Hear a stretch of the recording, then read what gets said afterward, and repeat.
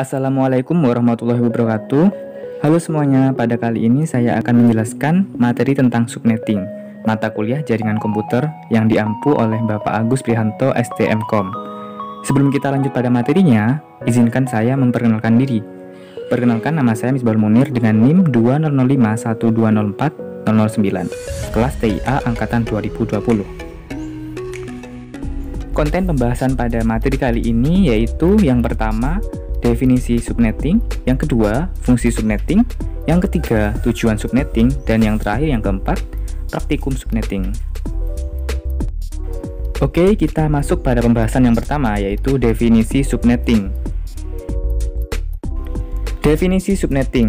Subnet awalnya dirancang untuk mengatasi kekurangan alamat IP melalui internet. Teknik ini bisa memecah network terlalu besar dan ribet menjadi network kecil-kecil dengan nama baru yang lebih mudah diatur. Subnetting ini sayangnya tidak bisa asal digunakan. Subnetting hanya cocok untuk dilakukan pada IP address kelas tertentu. Pengertian subnetting adalah strategi yang digunakan untuk memisahkan satu jaringan fisik dengan menjadi lebih dari satu subjaringan logis yang lebih kecil atau subnet. Alamat IP mencakup segmen jaringan dan segmen host. Oke, kita lanjut pada materi yang kedua, yaitu fungsi subnetting. Fungsi subnetting yang pertama, mengefisienkan alamat IP. Yang kedua, mengurangi traffic jaringan. Yang ketiga, meningkatkan keamanan jaringan. Dan yang terakhir, yaitu mengoptimalkan kinerja dan kecepatan jaringan. Selanjutnya, kita masuk pada materi yang ketiga, yaitu tujuan subnetting. Tujuan subnetting yang pertama, untuk mengefisienkan pengalamatan, atau misal untuk jaringan yang hanya mempunyai 10 host, kalau kita menggunakan kelas C saja, terdapat 254 dikurangi 10 sama dengan 244 alamat yang tidak terpakai. Yang kedua, membagi satu kelas network atas jumlah subnetwork dengan arti membagi suatu kelas jaringan menjadi bagian-bagian yang lebih kecil. Yang ketiga, menempatkan suatu host apakah berbeda dalam satu jaringan atau tidak. Yang keempat, untuk mengatasi masalah perbedaan hardware dengan topologi fisik jaringan. Yang kelima, untuk mengefisienkan alokasi IP address dalam sebuah jaringan supaya bisa memaksimalkan penggunaan IP address.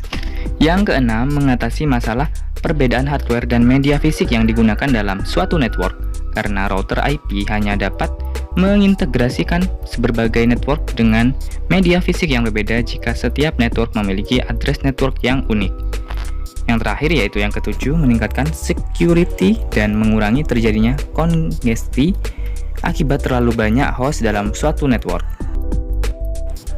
Kita lanjut pada materi yang keempat, yaitu praktikum subnetting.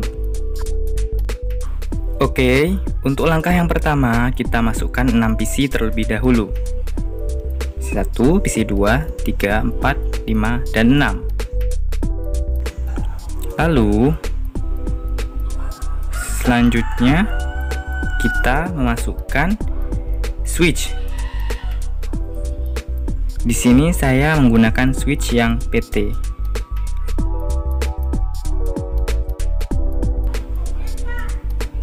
Selanjutnya kita tambahkan router. Saya memakai router yang PT juga. Oke, langkah selanjutnya yaitu sambungkan PC ke switch dengan menggunakan kabel otomatis. PC 1, PC 2, PC 3, kemudian lakukan hal yang sama pada PC yang lainnya juga. Lalu selanjutnya kita sambungkan switch dan router menggunakan kabel otomatis juga. Di sini untuk kabelnya masih berwarna merah, artinya belum dinyalakan. Kita klik 2 kali pada router, coding, kita buka flash Ethernet 0, klik, lalu di on kan. Kemudian flash Ethernet 1 kita on kan juga. Flash Ethernet 0 ini menuju ke switch atau lab 1. Sedangkan untuk flash Ethernet 1 menuju ke lab 2 atau switch 2.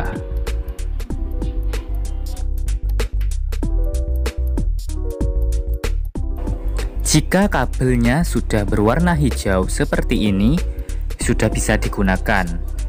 Lalu, setting IP pada PC-PC-nya. PC yang pertama, IP-nya 192.168.1.1.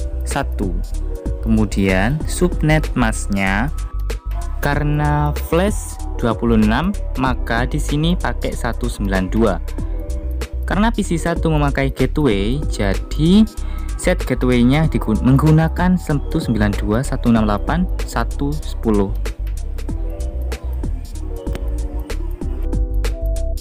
Selanjutnya kita lanjut pada PC2. Caranya sama saja, IP-nya sama, cuma di akhir diubah menjadi 2. 192.168.1.2. Untuk subnet masknya yang dipakai juga 192, dan gateway-nya juga sama 192.168.1.10. Selanjutnya lakukan hal yang sama pada PC3, tapi IP-nya di akhir diubah menjadi 3, yaitu 192.168.1.3. Dan untuk subnet masknya sama saja, tapi gateway-nya tidak usah diisi karena PC3 tidak menggunakan gateway. Selanjutnya kita ke PC4. IP-nya sama saja, tapi di akhirnya diubah menjadi 65, yaitu 192.168.1.65. Untuk subnet masknya sama, menggunakan subnet mask 192. Untuk gateway-nya 192.168.100. Lanjut ke PC5. IP-nya 192.168.1.66. Subnet masknya sama, menggunakan subnet mask 192. Untuk gateway-nya tidak usah dimasukkan karena PC5 tidak memakai gateway. Selanjutnya PC6. PC6 IP-nya 192.168.1.67. Untuk subnet masknya sama, menggunakan 192, dan gateway-nya tidak usah diisi karena tidak menggunakan gateway.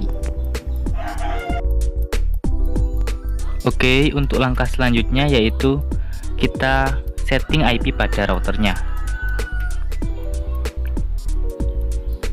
Tadi untuk flash Ethernet 0 menuju lab atau switch 1. Jadi IP address-nya di sini kita ketik 192.168.1.10. Untuk subnet masknya sendiri sama, yaitu menggunakan 192. Untuk flash Ethernet 1 menuju lab atau switch 2. IP-nya 192.168.1.100. Subnet masknya sama saja, yaitu 192. Setelah itu kita lanjut ke langkah percobaan. Jadi kita pindah ke mode simulasi. Klik show all known, lalu edit filter, klik ICMP, lalu kita coba kirim paket dari PC1 ke PC3.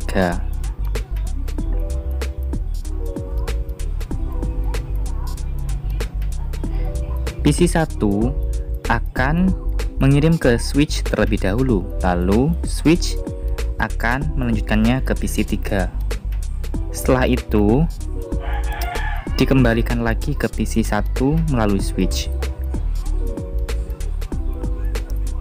Jika seperti ini berarti percobaannya berhasil. Kemudian kita delete terlebih dahulu. Kita lanjut pada percobaan selanjutnya, yaitu mengirim paket dari PC 1 ke PC 4. Percobaan kali ini gagal, jadi harus dicoba lagi. Kemungkinan besar gagal karena ARP belum dikenal, jadi kita reset simulation terlebih dahulu.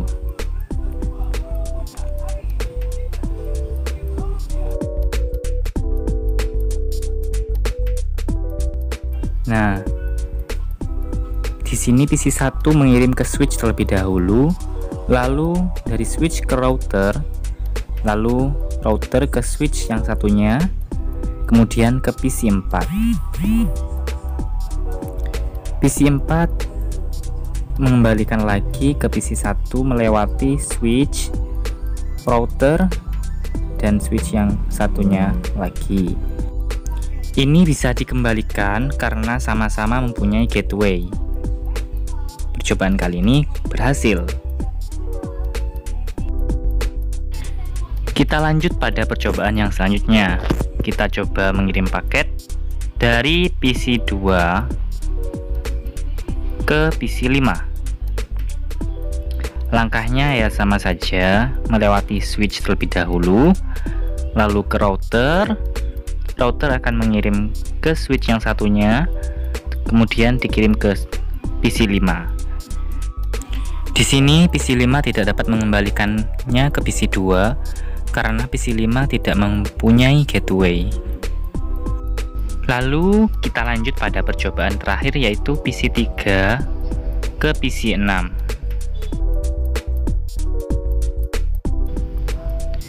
Pengiriman paket gagal karena jangkauan lab 1 ini IP-nya yang dituju tidak ada, sedangkan untuk melanjutkan ke router itu butuh gateway. Jadi percobaan yang terakhir ini gagal. Kita lanjut pada praktikum yang selanjutnya. Kita kembali pada mode real time, lalu kita coba tracing PC 1 ke PC 3.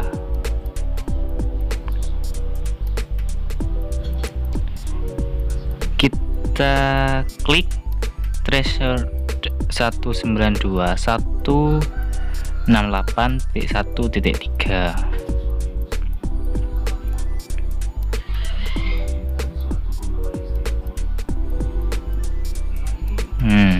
Jika seperti ini berarti berhasil.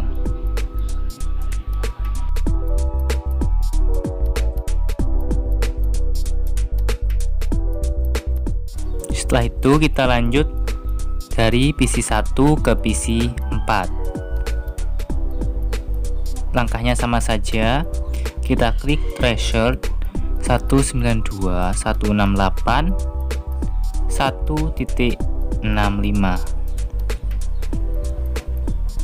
Nah, di sini juga berhasil. Jika hasilnya seperti ini berarti berhasil.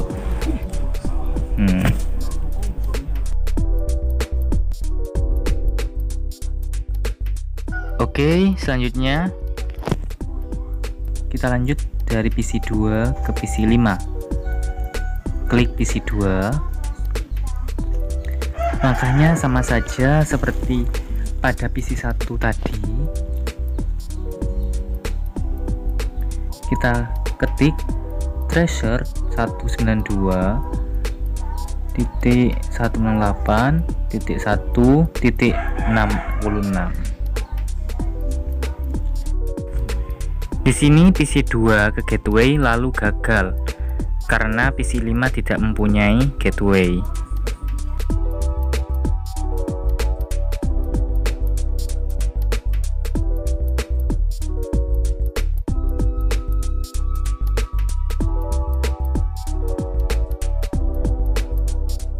Oke, selanjutnya kita lanjut pada PC 3 ke PC 6.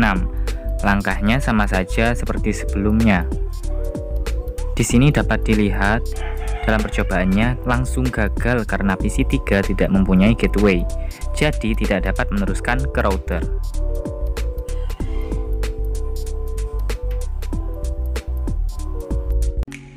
Sekian penjelasan dari saya tentang materi subnetting. Kurang lebihnya Mohon maaf apabila ada kesalahan. Terima kasih. Wassalamualaikum warahmatullahi wabarakatuh. Sampai jumpa lagi di video selanjutnya.